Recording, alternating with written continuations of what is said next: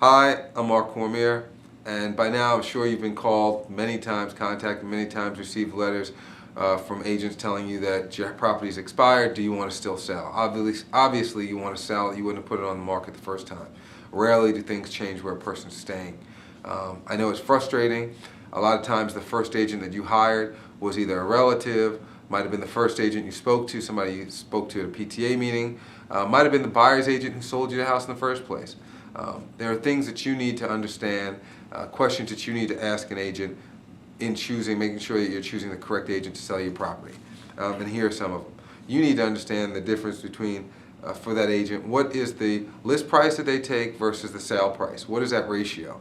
Are they taking properties that are extremely high and end up selling them extremely low? What is going on there? So you want to ask an agent, what is their list price to sale price ratio?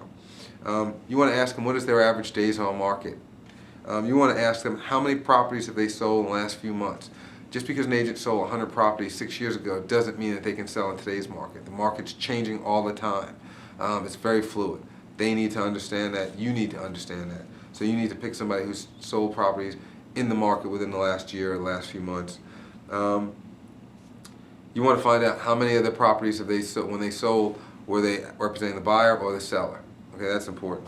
Also, you want to make sure that the agent, and this is a pet peeve of mine, how can an agent represent both you, the seller, and get you the most amount of money, and at the same time represent a buyer and get the least amount? We don't do that.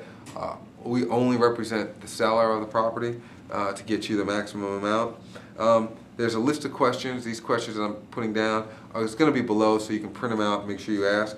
You want to ask for referrals. You want to get at least 3 to 5 referrals. Either speak to, call up people, and make sure it's not the same last name, make sure it's not a relative, or get some reference letters. But you want to find out, you want to speak to people who've sold with that person. It's important. The biggest complaint that people have with their agent is communication. The agent's not letting them know what's going on. Do they sell that type of real estate? Are you selling a commercial property? Are you selling residential property? What is their specialty? And then you want to make sure that you're working with a full-time agent. Ask them, what other jobs do they do? What else are they doing? You want to make sure that the agent you're working with is a full-time agent. The average agent in this marketplace is selling between 3 to 5 homes a year. And out of that, some of those are buyers. So a majority of them are buyers. So, are you willing to put your house up on the market with somebody who sold 1 or 2 homes? Take a look at the agent you just had. What was their record? See the mistakes that you made, don't make them again. We have a proven, repeatable method that gets our sellers about 18% more than the average agent on the MLS today.